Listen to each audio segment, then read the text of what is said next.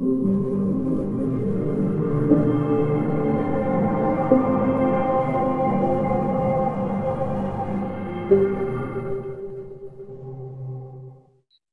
my dear friends and students. আজি মই এই ভিডিওটোত ক্লাস 10 ম্যাথছৰ চ্যাপ্টাৰ ৰিভিজনৰ কিছুমান ইম্পৰ্টেন্ট এমসিকিউ আলোচনা কৰিম।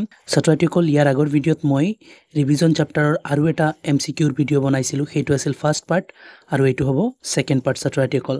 আৰু এইখিনি মই কোৱেশ্চন বেংকৰ পৰা ইম্পৰ্টেন্ট এমসিকিউ কেইটা আলোচনা কৰি আছো। ছাত্ৰছাত্ৰীসকল যেনেকুৱা তোমালোকে স্ক্ৰিনত দেখি আছা।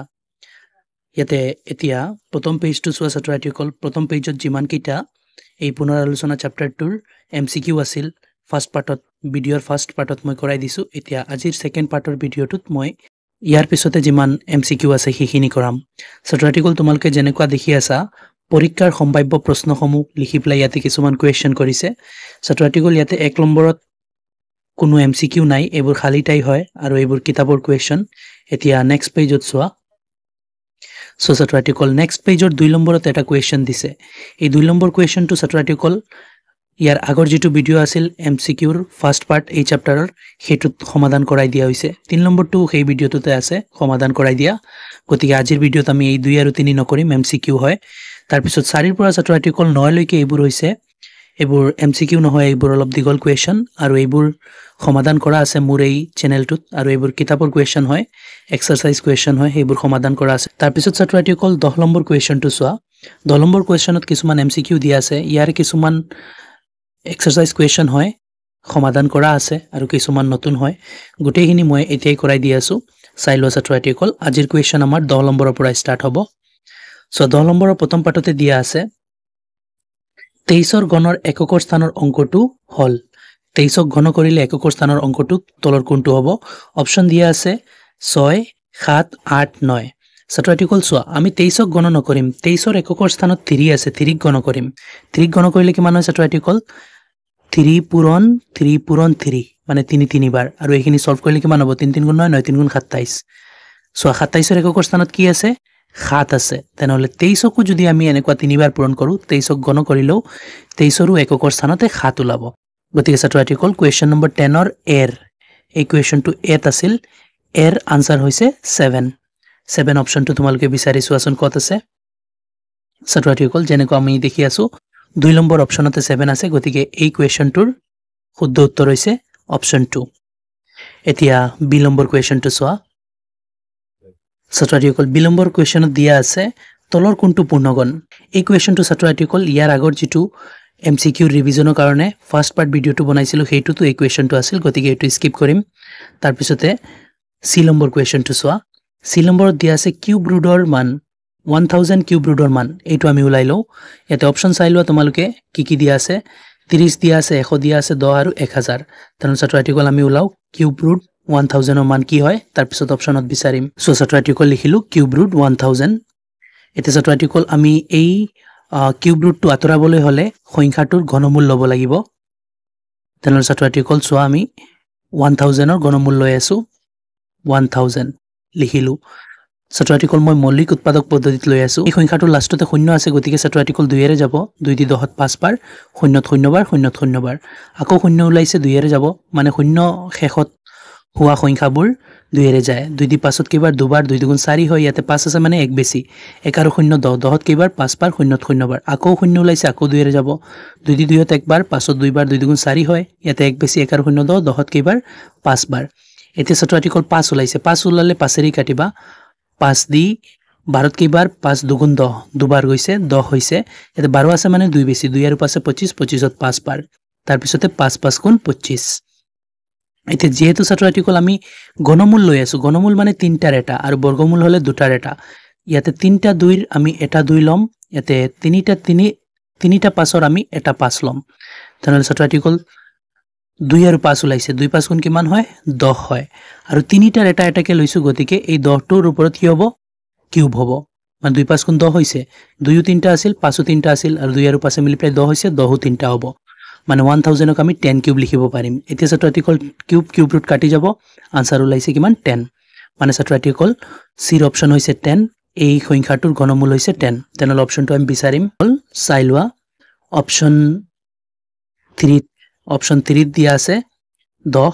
গতিকে আমি ইয়াতে লিখি দিওঁ চাই লোৱা ইয়াতে লিখি দি আছোঁ এই চিৰ আনচাৰ হৈছে 3 3 দিয়া আছিল 10 এতিয়া ছাত্ৰ আৰ্টিকল ডি নম্বৰ কুৱেশ্যনটো চোৱা ছাত্ৰ আৰ্টিকল ডি নম্বৰত দিয়া আছে যদি m n ৰ ঘনমূল হয় তেন্তে n ৰ মান হ'ব কুৱেশ্যনটো ছাত্ৰ আৰ্টিকল ইয়াৰ আগৰ ভিডিঅ'তে কৰাই দিয়া হৈছে যেটোত আমি ফাৰ্ষ্ট পাৰ্ট হিচাপে ৰিভিজনৰ MCQ আলোচনা কৰিছিলোঁ গতিকে এইটো স্কিপ কৰিম তাৰ পিছতে ই নম্বৰ কুৱেশ্যনটো চোৱা কিউব ৰুট 64 ৰ মান হ'ব এই কুৱেশ্যনটো ছাত্ৰ আৰ্টিকল আমি ইয়াৰ আগৰ ভিডিঅ'ত কৰাই দিছোঁ ফাৰ্ষ্ট পাৰ্টৰ যেটো ভিডিঅ' বনাইছিলোঁ এই চেপ্টাৰৰ হেতুত পাই যাবা এটো সেকেন্ড পাৰ্ট হয় গতিকে এইটো আমি স্কিপ কৰিম তাৰ পিছত ছাত্ৰ আৰ্টিকল 11 নম্বৰত কুৱেশ্যনত দেখিছোঁ আৰু কিছুমান MCQ আলোচনা কৰিছে সেইখিনি চাও চোৱা সো ইয়াতে দিয়া আছে তলৰ প্ৰতিটো প্ৰশ্নৰ কাৰণে 4টা উত্তৰ লিখা আছে শুদ্ধ উত্তৰটো আমি লিখিব লাগে ছাত্ৰ আৰ্টিকল অপচন এ চোৱা কি দিছে 3 টু দি পাৱাৰ -3 ৰ মান তলৰ কোনটো হ'ব ছাত্ৰ আৰ্টিকল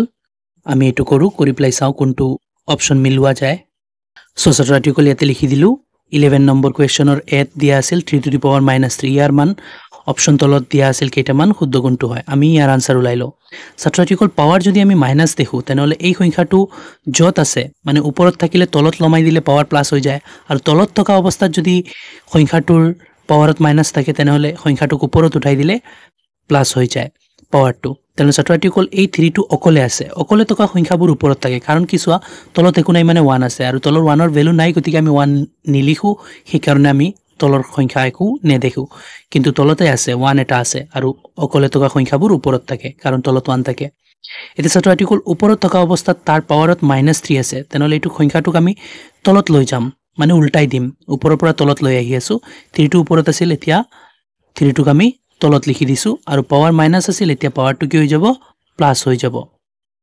এটা তলত যি আছিল তলৰটো ওপৰত উঠাই দি আছো তলত কি আছিল একো নাই মানে 1 আছিল তলত 1 ৰ ভ্যালু নাই গতিকে লিখা নাই কিন্তু ওপৰত উঠাৰ পিছত 1 ৰ ভ্যালু হ'ব এতিয়া ওপৰত উঠাৰ পিছত 1 ৰ ভ্যালু আছে গতিকে 1 টো আমি ওপৰত লিখিছো গতিকে ছাত্ৰ আৰ্টিকল চোৱা এনেকুৱা পাৱাৰত মাইনাস থাকিলে উল্টাই দিলে পাৱাৰটো প্লাস হৈ যায় সো 3 ওপৰত আছিল এতিয়া তলত নমাই দিছো পাৱাৰ মাইনাস আছিল এতিয়া পাৱাৰ প্লাস হৈ গৈছে আৰ্টিকল এই 3 টু দি পাৱাৰ -3 ৰ মান হৈছে 1/3 কিউব এইটো ছাত্ৰ আৰ্টিকল যেটো অপচনত থাকিব এটো হ'ব শুদ্ধ উত্তৰ তেনেহলে অপচনবোৰ চোৱাচোন ছাত্ৰ আৰ্টিকল এই অপচনটো আছে অপচন 3 ত তেনে ছাত্ৰ আৰ্টিকল চোৱা এই 11 নম্বৰ এৰ শুদ্ধ অপচনটো হৈছে অপচন 3 অপচন 3 হৈছে শুদ্ধ উত্তৰ অপচন 3 তে এই ভ্যালুটো দিয়া আছে এতিয়া বি নম্বৰটো চোৱা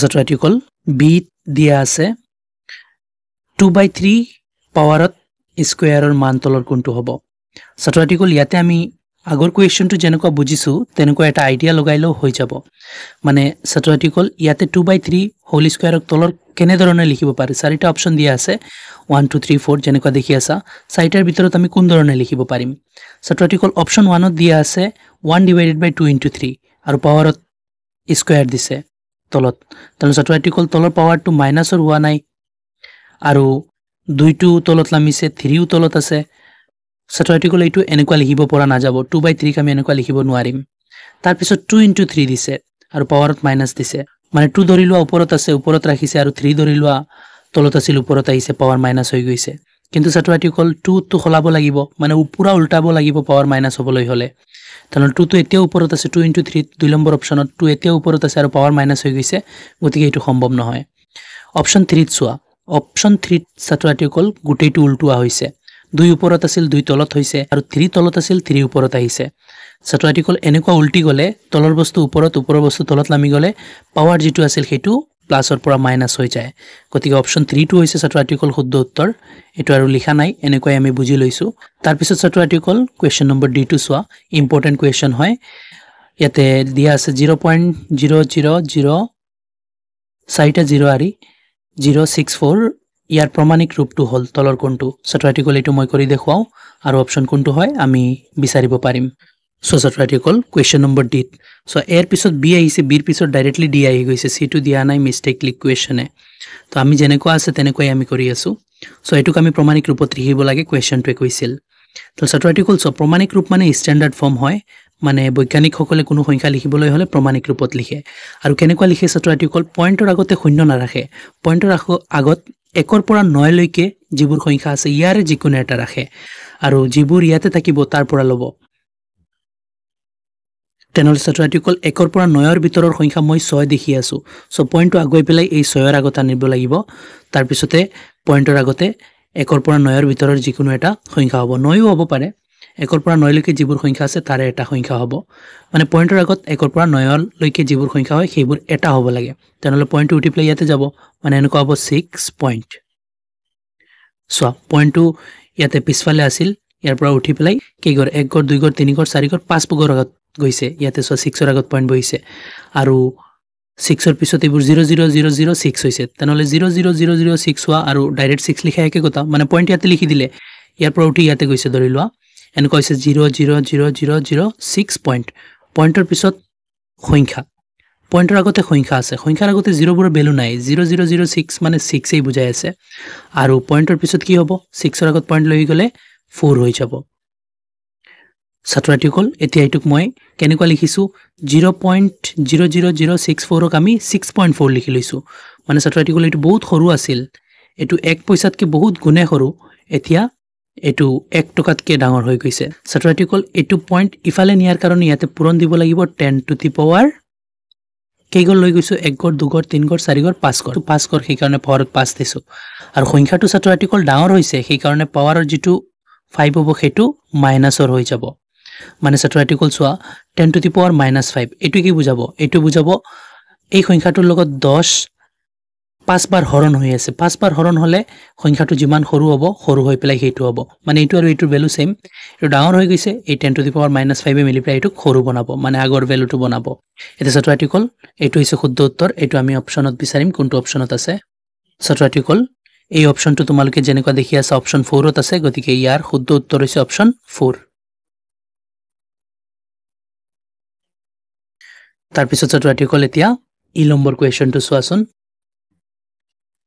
সো ছাত্ৰ-ছাত্ৰীসকল ইত দিয়া আছে কি ইত দিয়া আছে 2.03 * 10 টু দি পাৱাৰ -5 ৰ মানটো হ'ব ছাত্ৰ-ছাত্ৰীসকল এটো প্ৰমাণিক ৰূপত আছে সো পইণ্টৰ আগতে এটা অংক হ'ব লাগে শূন্য নহয় শূন্য বাদ দি পেলাই বেলেগ কোনো অংক হ'ব লাগে এটো আছে আৰু 10 টু দি পাৱাৰ -5 আছে মানে এটো প্ৰমাণিক ৰূপত আছে ইয়াক সাধাৰণ ৰূপত লিখিব লাগে তেনে হাইটুক লিখি পেলাই অপচন বিচাৰিম কোনটো হয় সো ছাত্ৰ-ছাত্ৰীসকল সংখ্যাটো লিখিলো 2.03 * 10 টু দি পাৱাৰ -5 ছাত্ৰ-ছাত্ৰীসকল ইয়াতে পাৱাৰত -5 আছে এই -5 এ কি বুজাই আছে 10 5 বাৰ ইয়াৰ লগত হৰণ হ'ব হৰণ হলে সংখ্যাটো সৰু হৈ যাব মানে ছাত্ৰ-ছাত্ৰীসকল সংখ্যাটো ডাঙৰ হৈ গৈছে এই পাৱাৰ -5 এ বুজাই আছে যে 10 5 বাৰ ইয়াৰ লগত হৰণ হৈ সংখ্যাটো সৰু হ'ব তেনেহলে আমি হৰণ কৰি সৰু কৰিম তো ছাত্ৰ-ছাত্ৰীসকল চোৱা এটা 10ৰে যেতিয়া হৰণ কৰিম পইণ্ট 1 গৰ আগফালে আহিব দুটা 10ৰে যেতিয়া হৰণ কৰিম 2 গৰ আগফালে আহিব পাঁচটা 10ৰে যেতিয়া হৰণ কৰিম পইণ্টটো উঠি পেলাই 5 গৰ আগফালে আহিব আৰু ইমান সৰু হৈ যাব মানে পইণ্ট আগুৱাই গলে সংখ্যা সৰু হৈ যায় সো পইণ্টটো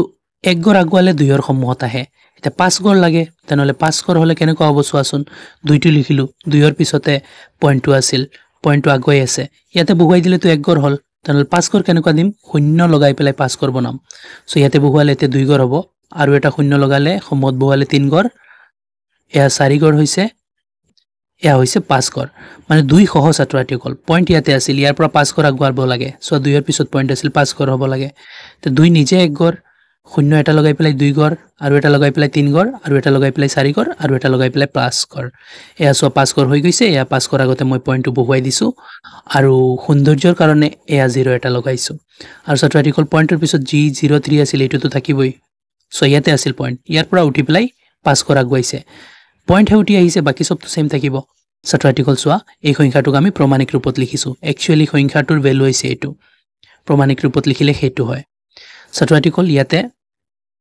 এই ৰিভিজন চেপ্টাৰৰ যিমানটা এমসিকিউ এই কোৱেশ্চন বেংকখনত দিয়া আছিল ইম্পৰ্টেন্ট সবকিটা আলোচনা কৰি লৈছো আশা কৰো তোমালোকে ভালদৰে বুজিব পাৰি আছা আৰু কোনো অসুবিধা থাকিলে মোক কমেন্টত জনাবা এটা নেক্সট ভিডিঅত মই চেপ্টাৰ 1 ৰ যিমান কেইটা এমসিকিউ আছে কোৱেশ্চন বেংকখনত সেইকেইটা আলোচনা কৰিম